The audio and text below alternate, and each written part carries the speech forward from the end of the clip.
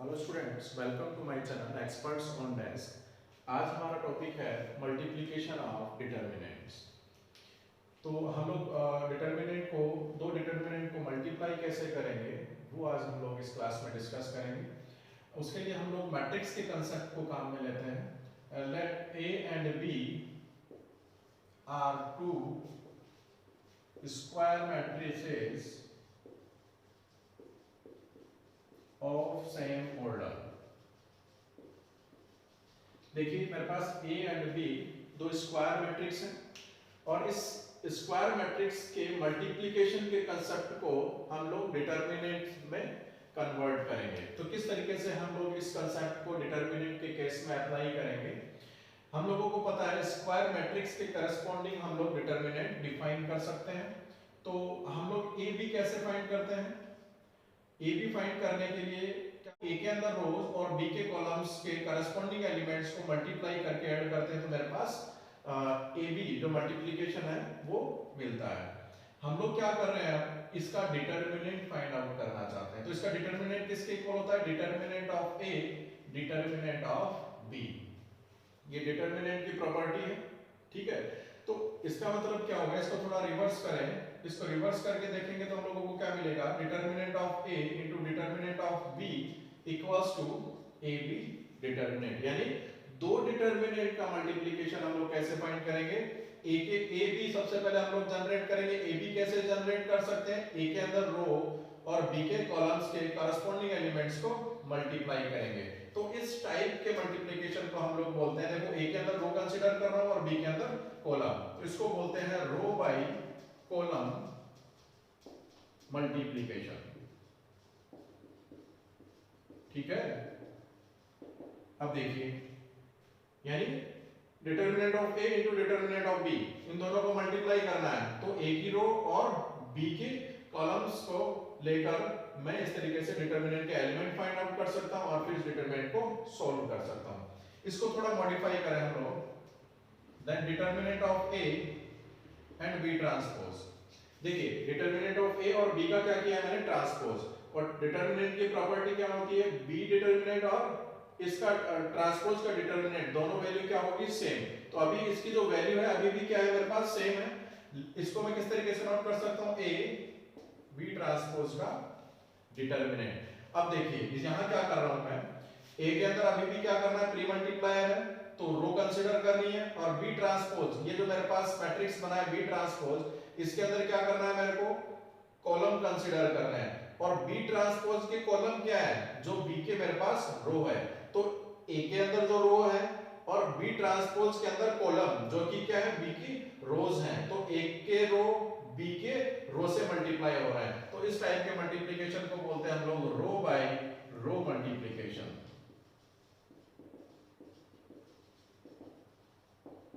और इसी तरीके से हम लोग थोड़ा और मॉडिफाई करें तो इसका ट्रांसपोज ले लें और फिर डिटरमिनेंट बी से मल्टीप्लाई करें तो भी वैल्यू अभी क्या है मेरे पास? सेम चल रही है, क्योंकि ट्रांसपोज लेने पर डिटरमिनेंट की जो वैल्यू है उसमें कोई चेंजेस नहीं होगा।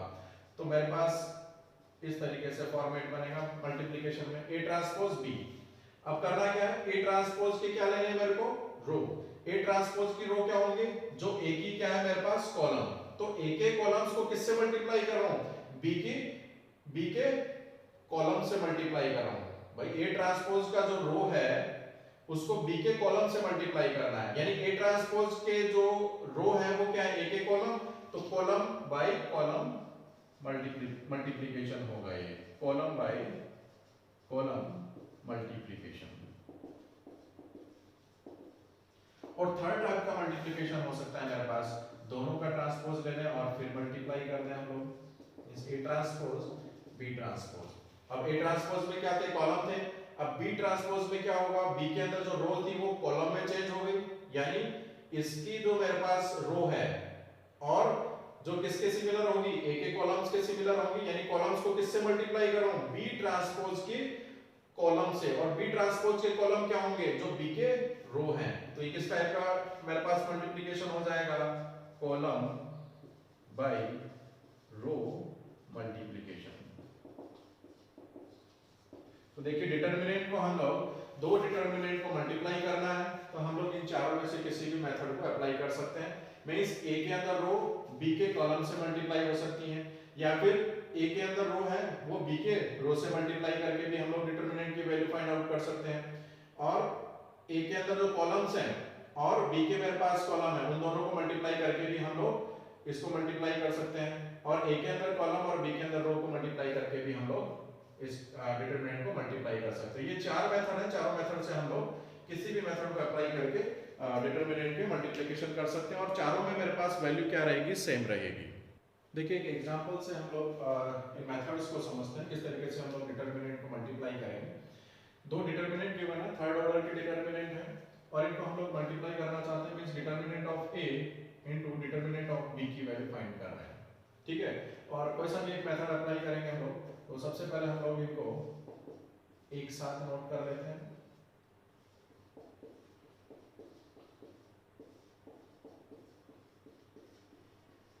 It is multiplied by b11, b12, b13, b21, b22, b23, b31, b32, b33। देखिए अब इनको मल्टीप्लाई करना है तो मल्टीप्लाई कैसे करते हैं, और जो एलिमेंट्स आएंगे डिटरमिनेंट के वो किस तरीके से होंगे।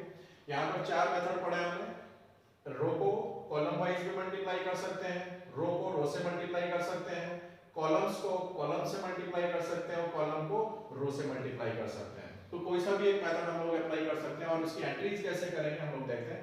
मैं यहाँ पर रो बाय रो मल्टीप्लिकेशन कर रहा हूँ, ये फर्स्ट रो ले रहा हूँ और करना क्या है, इनको जो सेकंड मेरे पास डिटरमिनेंट है उनकी रो से मल्टीप्लाई करना है। तो फर्स्ट रो को सबसे पहले मैंने फर्स्ट रो से मल्टीप्लाई किया तो एंट्री कैसे होगी, a11 into b11 plus a12 into b12 plus a13 into b13। Okay, complete हो गई मेरे पास एंट्री। नाउ इस फर्स्ट रो को सेकंड रो से मल्टीप्लाई करना है, रो से ही मल्टीप्लाई करते रहना है इसको, ठीक है। तो फर्स्ट रो कंसीडर कर रहा हूं और सेकंड रो इसमें से कंसीडर कर रहा हूं। तो यहां पर जो एंट्री हो सकती है और ये एंट्री मैं यहां पर भी नोट कर सकता हूं। इसका रीजन क्या है, क्योंकि ये क्या है मेरे पास डिटरमिनेंट है, तो सबसे पहले मैं इधर एंट्री कर दूंगा तो उसका ट्रांसपोज लूंगा तो भी मेरे पास वैल्यू क्या रहेगी, सेम रहेगी। तो इसमें कंफ्यूज नहीं होना है कि इसको मल्टीप्लाई करने के बाद में मेरे को एलिमेंट यहां रखना है या फिर यहां उसकी एंट्री करनी है। तो आप लोग यहां रो वाइज भी चल सकते हो और उसको कॉलम में भी अरेंज कर सकते हो। तो देखो अब फर्स्ट रो को सेकंड रो से मैं मल्टीप्लाई कर रहा हूं, a11 b21 plus a12 b22 plus a13 b23, ठीक है। अब फर्स्ट रो को थर्ड रो से मल्टीप्लाई करना है तो मेरे पास एंट्री क्या होगी, a11 b31 plus a12 b32 plus a13 b33। Complete हो गई। इसी तरीके से फर्स्ट रो मैंने कंसीडर कर ली, अब क्या करना है, सेकंड रो को कंसीडर करना है और सेकंड रो को क्या करना है, 1 बाय 1 सबसे पहले फर्स्ट रो से मल्टीप्लाई करना है, देन फर्स्ट को सेकंड रो से मल्टीप्लाई करना है, देन इस सेकंड रो को थर्ड से मल्टीप्लाई करना है, एंट्री हो जाएगी। देन थर्ड रो से स्टार्ट करना है। थर्ड इसका थर्ड रो कैसे बनाएंगे हम लोग, थर्ड रो को फर्स्ट रो से मल्टीप्लाई करना है, थर्ड रो को सेकंड रो से मल्टीप्लाई करना है, थर्ड रो को थर्ड रो से मल्टीप्लाई करना है। तो इस तरीके से हम लोग मल्टीप्लाई कर सकते हैं रो वाइज।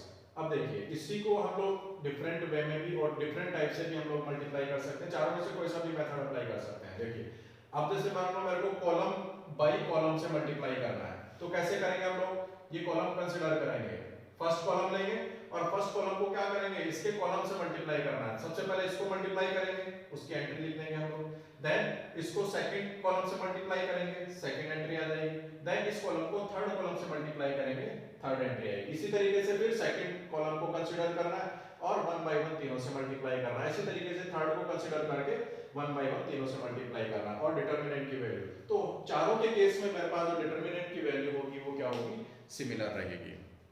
डिटरमिनेंट मल्टीप्लिकेशन से रिलेटेड क्वेश्चंस कैसे पूछे जाते हैं। नॉर्मली डिटरमिनेंट दे रखा है और हम लोगों से मल्टीप्लाई पूछा तो हम लोग मल्टीप्लाई कर सकते हैं इजीली, लेकिन इसको रिवर्स देखो, यदि मेरे को एक डिटरमिनेंट दे रखा है और इस डिटरमिनेंट को मेरे को क्या करना है, फर्दर फैक्टर करना है, डिटरमिनेंट के मल्टीप्लिकेशन के फॉर्म में उसको चेंज करना है। तो जैसे मान लो एक एग्जांपल है, इस डिटरमिनेंट की वैल्यू फाइंड करनी है, तो यहाँ पर दो मेरे पास टेक्निक है, या तो मैं प्रॉपर्टीज अप्लाई करके इसको सॉल्व कर सकता हूँ या फिर इसको दो डिटर्मिनेंट के मल्टीप्लिकेशन के फॉर्म में चेंज करके भी इसको सॉल्व कर सकते हैं। अब कौन सा टेक्निक यहाँ पर काम में होगा, तो सबसे पहले हम लोग इसका फॉर्मेशन देखते हैं। तो डिटर्मिनेंट को देखने से पता चल रहा है जितने भी टर्म्स हैं वो सारे के सारे क्या है, 3 टर्म्स का सम है, ठीक है। और मेरे को पता है थर्ड ऑर्डर की यदि मैं डिटर्मिनेंट लेता हूं और उनको मल्टीप्लाई करता हूं तो क्या करते हैं हम लोग, करस्पॉन्डिंग एलिमेंट्स को मल्टीप्लाई करके ऐड करते हैं, यानी हर एक मेरे पास टर्म में मेरे को 3 एलिमेंट मिलेंगे यदि थर्ड ऑर्डर की तो डिटर्मिनेंट को मल्टीप्लाई करता हूं। तो देखो इसको फैक्टराइज करें तो इसको मैं लिख सकता हूं, देखो फर्स्ट एलिमेंट क्या है, a square b square plus c square. तो हम लोग फर्स्ट एंट्री लिख सकते हैं a स्क्वायर, यानी इसको दो डिटरमिनेंट मल्टीप्लिकेशन के फॉर्म में चेंज करना है। a स्क्वायर मल्टीप्लाई हो रहा है 1 से, b square c square entry कर सकते हैं इस तरीके से। देखो अब देखो फर्स्ट एलिमेंट मिल गया, फर्स्ट रो को फर्स्ट रो से मल्टीप्लाई किया, a square plus b square plus c square. Second मेरे पास एंट्री है ab plus bc plus ca। तो यहां पर देखो ab जनरेट हो सकता है, यहां a स्क्वायर है, तो ये जो मेरे पास एंट्री थी वो गलत हो गई। तो सेकंड के लिए मेरे को क्या करना है, abc, यहां पर क्या चाहिए मेरे को, ab plus bc plus c, यानी a को b से मल्टीप्लाई करो तो मेरे पास ab मिलेगा, इसको c से मल्टीप्लाई करें तो c bc मिलेगा और इसको a से मल्टीप्लाई करेंगे तो ac। लेकिन अब फर्स्ट एंट्री में क्या होगा मेरे पास, देखिए abc। तो इस तरीके से हम लोग फाइंड कर सकते हैं कि कौन सी दो डिटरमिनेंट का ये मल्टीप्लिकेशन है, ठीक है। अब इसी तरीके से third ab plus bc plus ca, then ab, तो इसको हम लोग लिख सकते हैं a किससे मल्टीप्लाई हो रहा है, abc bca देन cab। एक देखो साइक्लिक फॉर्म में ऑटोमेटिक डिटरमिनेंट की खास बात है कि यदि हम लोगों को एक फॉर्मेट पता चल जाए तो हम लोग रिमेनिंग रो और रिमेनिंग कॉलम्स इजीली फाइंड कर सकते हैं। देखो abc bc, अब देखो मल्टीप्लाई करें ac plus ba plus bc, ठीक है। यहां पर भी एंट्री क्या होगी, देखो सेकंड इसको जनरेट करना है तो a है मेरे पास, तो यहां पर क्या होगा, b से मल्टीप्लाई कर दें तो ba प्लस यहां पर क्या है c, then bc then a। तो ये भी क्या होगा, exactly abc bca then aca b। तो ये दो डिटरमिनेंट का मल्टीप्लिकेशन है। तो देखो एकदम इजी हो गया। अब ये इसका वैल्यू क्या होगी, abc दोनों सेम है मेरे पास डिटरमिनेंट, तो हम लोग इसको स्क्वायर कर सकते हैं, ठीक है। और ये देखो एक स्पेशल टाइप का डिटरमिनेंट है, इसको सर्कुलेंट और सर्कुलर डिटरमिनेंट भी बोलते हैं। टोटल 5 टाइप के मेरे पास डिटरमिनेंट हैं, सर्कुलर डिटरमिनेंट, और उनकी वैल्यू और उनके रिजल्ट्स हमारे को डायरेक्ट ध्यान में होने चाहिए ताकि हम लोग उन रिजल्ट्स को डायरेक्ट हमारी कैलकुलेशन में काम में ले सके। तो इसका जो रिजल्ट्स है वो क्या होता है मेरे पास 3abc। इस डिटरमिनेंट की मैं वैल्यू डायरेक्ट लिख रहा हूं क्योंकि ये मेरे को ऑलरेडी पता है, ये सर्कुलर डिटरमिनेंट है। 3abc minus aq minus bq minus cq का होल स्क्वायर, ठीक है। इसको फर्दर सॉल्व करें तो इसको ऐसा भी लिख सकते हैं aq plus bq plus cq minus 3abc का होल स्क्वायर। और aq plus bq plus cq minus 3abc किसके इक्वल होता है, a plus b plus c का whole square and a square plus b square plus c square minus ab minus bc minus c का whole square. यानी इस determinant की value इस concept से हम लोग डायरेक्ट फाइंड आउट कर सकते हैं। देखिए एक एग्जांपल और लेते हैं लोग, ये डिटरमिनेंट है और इसकी वैल्यू मेरे को फाइंड आउट करनी है। तो सबसे पहले चीज डिटरमिनेंट को चेक करना है, जितने भी मेरे पास टर्म्स हैं वो क्या है, 3 एलिमेंट्स का सम है, 3 नंबर्स का सम दे रखा है, ठीक है। तो हो सकता है यहाँ पर हमारा जो मल्टीप्लिकेशन का कंसेप्ट है वो अप्लाई हो, ठीक है। और सेकंड चीज, दो चीजें ध्यान में रखनी है हमारे को कि ये जो टर्म्स है वो हमेशा सम की फॉर्म में आ रही है।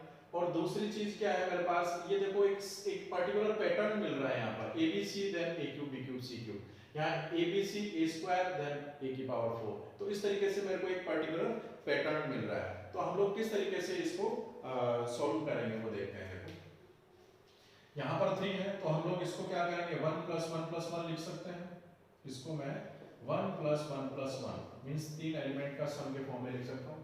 अब देखो दो डिटरमिनेंट के मल्टीप्लिकेशन के फॉर्म में इसको अरेंज करना है, 1 1 1, ठीक है। तो फर्स्ट एलिमेंट क्या है, 1 1 1 1 1 1 जनरेट हो गया, 1 को 1 से मल्टीप्लाई किया देन प्लस 1 प्लस 1, ठीक है। सेकंड लाना है मेरे को, तो इस रो को इस रो से मल्टीप्लाई करना है, देन abc होगा ये a plus B plus C, second element आ गया।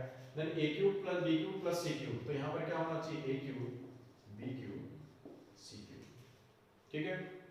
अब देखिए A plus B plus C चाहिए मेरे को, तो इस रो को इससे मल्टीप्लाई करने पर ये जनरेट कैसे होगा, यहाँ पर क्या होगा A B C, A square plus B square plus C square, A की पावर 4 प्लस बी की पावर 4 प्लस सी की पावर 4। थर्ड रो मेरे पास मिल गई, सेकंड रो मिल गई। थर्ड के लिए क्या करना है, ए स्क्वायर बी स्क्वायर सी स्क्वायर से मल्टीप्लाई करना है। देखिए ये दो डिटरमिनेंट आ गई, ये दोनों की दोनों कैसी है मेरे पास, सर्कुलर डिटरमिनेंट, और इन डिटरमिनेंट्स की वैल्यू मेरे को ऑलरेडी पता है।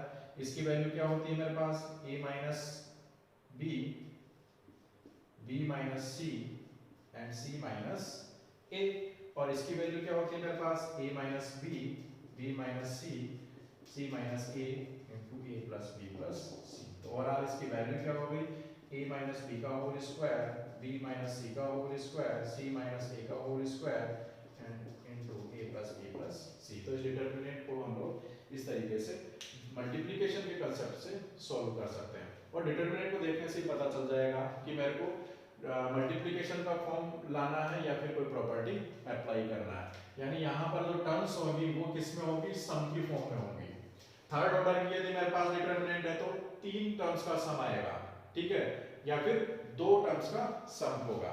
एक और एग्जांपल लेते हैं हम लोग, देखिए एक और एग्जांपल है। यहाँ पर देखो टर्म्स क्या है, 2 टर्म्स का सम है, जितने भी एलिमेंट्स हैं डिटरमिनेंट के 2 टर्म्स का सम है। तो हम लोग इसको भी डिटरमिनेंट के मल्टीप्लिकेशन से सॉल्व करते हैं।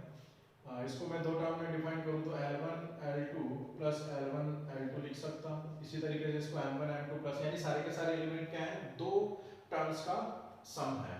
तो हम लोग इसको 2 डिटरमिनेंट के मल्टीप्लिकेशन के फॉर्म में चेंज कर रहे हैं, और उनकी एंट्रीज हम लोग कैसे करेंगे। देखो फर्स्ट मेरे पास एलिमेंट कैसे आ रहा है, L1 को L2 से मल्टीप्लाई किया है, देन L1 को किससे मल्टीप्लाई कर रहा हूँ, L2 से, देन L2 को किससे मल्टीप्लाई कर रहा हूँ, L1 से।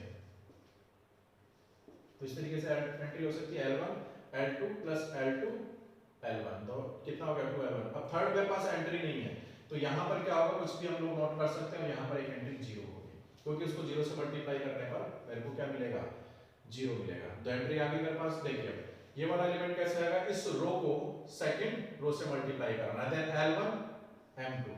तो देखो फर्स्ट से पता चल जाएगा L1 L2 L1 L2 L1 L2, यानी इसके अंदर मेरे पास इस रो में जो एंट्रीज है वो क्या होगी, L1 L2, और रिमेनिंग एंट्री कैसे होगी, सेकंड से। तो यहाँ पर क्या L2 L1, यहाँ पर क्या M1 M2, तो L1 M2 L2 M1, third मेरे पास एंट्री नहीं है 0। इसी तरीके से N2 L1 को किससे मल्टीप्लाई कर रहा हूँ, N2 से, तो ये हो गया N2 N1 0। अब देखिए ये एंट्री कैसे होगी, L1 L2 मल्टीप्लाई कर रहा हूँ M2 M1 से, तो यहाँ पर क्या होगा M1, तो देखो M1 L2 आ गया मेरे पास, देन प्लस L1 M2, तो यहाँ एंट्री होगी M2 और ये होगी 1, ठीक है। इसी तरीके से इसको इससे मल्टीप्लाई करेंगे तो देखो M1 M2 plus M1 M2 plus 0, तो कितना हो गया 2 M1 M2। थर्ड मेरे पास क्या हो गया M1 M2 plus M2 M1, और थर्ड मेरे पास देखो इस सिमिलरिटी से हम लोग लिख सकते हैं N1 N2 N1 आएगा। तो इनका देखो सम कितना, इनका मल्टीप्लिकेशन क्या हो गया, इसकी वैल्यू क्या होगी 0, क्योंकि एक मेरे पास एंट्री क्या है 0 है कॉलम की सारी, तो इसकी वैल्यू क्या होगी 0। तो इस कंप्लीट डिटरमिनेंट की वैल्यू क्या होगी मेरे पास 0। तो इस तरीके से हम लोग मल्टीप्लिकेशन के कांसेप्ट को काम में लेकर बहुत लेंथी डिटरमिनेंट्स को सॉल्व कर सकते हैं। देखिए इस डिटरमिनेंट की वैल्यू कैसे फाइंड आउट करेंगे। सबसे पहली चीज यदि हम लोग एंट्रीज को देखें तो हर एक एंट्री में मेरे पास क्या है, एक एक एलिमेंट आ रहा है। तो लेकिन यहाँ पर क्या है, कॉस और ट्रिग्नोमेट्रिक फंक्शन के फार्मूला अप्लाई करके मैं इसको एक्सपेंड कर सकता हूँ।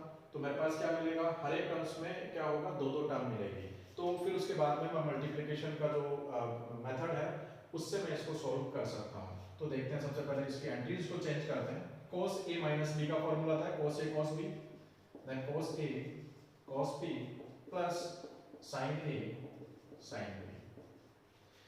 Similarly cos a minus q cos a cos q plus sin a sin q, and cos a minus r cos a cos r plus sin a into sin r। इस तरीके से मैं ये फॉर्मूले से इनकी एंट्री फिल कर सकता हूँ। इस तरीके से एंट्रीज को फिल कर सकते हैं। मैंने क्या किया, a माइनस बी के फॉर्मूले से इसको एक्सपेंड कर दिया। अब देखिए सारे के सारे जो टर्म्स हैं वो अब क्या है, दो टर्म्स का सम है, तो हम लोग इसको दो डिटरमिनेंट के मल्टीप्लिकेशन के फॉर्म में इसको चेंज कर रहे हैं। देखो किस तरीके से करेंगे, एक सीक्वेंस भी मिल रहा है, देखो कोसे कोसे कोसे, सब में कोस है, साइन ए साइन ए साइन ए। तो देखो क्या करना है, कोस ए इसको मल्टीप्लाई करना cos p से, ठीक है, then cos a cos p plus sin a sin b, तो यहाँ एंट्री होगी sin a और ये मल्टीप्लाई हो रहा है sin b से। थर्ड मेरे पास एंट्री नहीं है तो यहाँ पर 1 और 0 लिख सकते हैं, क्योंकि किसी भी नंबर को मल्टीप्लाई कुछ भी हो सकता है यहाँ पर, ठीक है, लेकिन एक कॉलम क्या होगा, 0 रहेगा इन दोनों में से, या फिर दोनों भी 0 लिख सकते हैं। अब देखो एंट्री सेकंड की एंट्री क्या होगी, cos a ये मल्टीप्लाई हो रहा है cos q से, cos q sin q then 0। तो सिमिलरिटी से भी हम लोग इसको आगे लिख सकते हैं cos r sin r and 0। यहाँ पर cos a sin a 1, यहाँ पर क्या होगा cos b sin b 1। एक बार फॉर्मेट पता चल गया तो फिर क्या होता है, इसमें सीक्वेंस के अकॉर्डिंग हम लोग एंट्री रख सकते हैं, cos b into sin p plus sin b into sin b remaining. अब यहाँ पर क्या एंट्री आई, cos c sin c 1। अब देखिए इस डिटरमिनेंट की वैल्यू क्या होगी, 0, और 0 को किसी नंबर से मल्टीप्लाई करेंगे तो वैल्यू क्या होगी, हमेशा 0। तो इस डिटरमिनेंट की वैल्यू क्या रहेगी मेरे पास, 0। तो इस तरीके से हम लोग मैट्रिक्स डिटरमिनेंट मल्टीप्लिकेशन से हम लोग इस कॉम्प्लिकेटेड डिटरमिनेंट को बहुत इजीली सॉल्व कर सकते हैं। देखिए एक एग्जांपल और करते हैं। एक डिटरमिनेंट गिवन है और इस डिटरमिनेंट से मैं एक नया डिटरमिनेंट फॉर्म कर रहा हूँ, और ये डिटरमिनेंट कैसे फॉर्म कर रहा हूँ, ये जो एलिमेंट्स हैं इनके कोफैक्टर से मैं एक डिटरमिनेंट फॉर्म कर रहा हूँ। तो ये प्रूव क्या करना है मेरे को, ये जो डिटरमिनेंट बनेगा कोफैक्टर से, उस डिटरमिनेंट की वैल्यू क्या होगी, जो ये डिटरमिनेंट है उसके स्क्वायर के इक्वल। देखो इसको प्रूव करते हैं। तो सबसे पहले हम अज्यूम करते हैं डेल डेस, क्योंकि मेरे को इसको प्रूव करना है तो मैंने इसको अज्यूम कर लिया।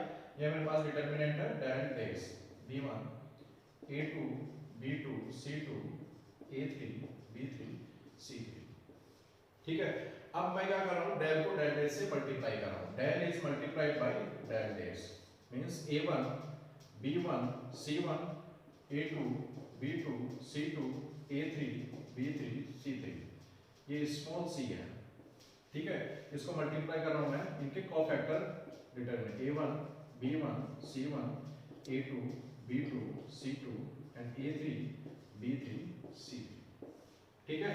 अब इन डिटरमिनेंट्स को मल्टीप्लाई करें, तो डिटरमिनेंट को मल्टीप्लाई करूंगा तो मेरे पास क्या मिलेगा, फर्स्ट रो को फर्स्ट रो से, देन a1 प्लस a2 b1 कैपिटल b1 प्लस c1 capital c1। Second entry क्या आएगी, a1 a2 plus b1 b2 plus c1 c2। Third entry होगी मेरे पास a1 a3 plus b1 b3 plus c1 c3। इसी तरीके से सेकंड रो को रिमेनिंग रोज से मल्टीप्लाई करेंगे, तो इस तरीके से एंट्रीज होगी। अब देखिए इस एंट्रीज को देखें हम लोग, a1 यानी किसी भी एलिमेंट को उसके कोफैक्टर से मल्टीप्लाई कर दें, और यदि इनको ऐड करेंगे तो ये किसको शो करेगा, इस डिटरमिनेंट की वैल्यू को। जैसे भाई इस डिटरमिनेंट की वैल्यू मेरे को फाइंड आउट करनी है, तो a1 इनटू इसका कोफैक्टर प्लस b1 इनटू इसका कोफैक्टर प्लस c1 इनटू इसका कोफैक्टर, यानी किसी भी रो को उसके कोफैक्टर से मल्टीप्लाई करके ऐड कर देंगे तो मेरे पास डिटरमिनेंट की वैल्यू आएगी। तो ये किसके इक्वल होगा, डेल के इक्वल। और इसके अंदर एक और प्रॉपर्टी क्या होती है, किसी भी रो को या किसी भी कॉलम के एलिमेंट्स को दूसरी रो या दूसरे कॉलम्स के करस्पॉन्डिंग एलिमेंट्स के कोफैक्टर से मल्टीप्लाई करके ऐड करेंगे तो एंट्री क्या होगी, 0। तो इसकी वैल्यू क्या होगी मेरे पास, 0। तो देखो इस कंप्लीट डिटरमिनेंट की वैल्यू क्या हो जाएगी, 0। इसमें क्या किया मैंने, फर्स्ट रो के जो एलिमेंट हैं उनको सेकंड रो के जो एलिमेंट्स हैं उनके कोफैक्टर से मल्टीप्लाई करके ऐड किया है। इसमें फर्स्ट रो को थर्ड रो के एलिमेंट के कोफैक्टर से, तो इस तरीके से 0 होगा, ये 0 होगा, ये मेरे पास डेल होगा, ये 0 होगा, ये 0 0 डेल, ठीक है। तो ये मेरे पास किस टाइप का डिटरमिनेंट है, यदि मैट्रिक्स देखें तो ये मेरे पास किससे है, डायगोनल मैट्रिक्स, और उसके डिटरमिनेंट की वैल्यू क्या होती है, डायगोनल एलिमेंट्स को मल्टीप्लाई कर दें तो देखिए डेल इनटू डेल डेस का रिजल्ट किसके इक्वल आ रहा है, del cube, del into del dash equals to del cube, ठीक है। क्योंकि इसका वैल्यू क्या होगी डेल क्यूब, तो डेल डेज की वैल्यू क्या हो जाएगी मेरे पास डेल स्क्वायर, और डेल डेज मैंने क्या अज्यूम किया था दिस डिटरमिनेंट, तो इस डिटरमिनेंट की वैल्यू किसके इक्वल आ गई मेरे पास डेल स्क्वायर के इक्वल।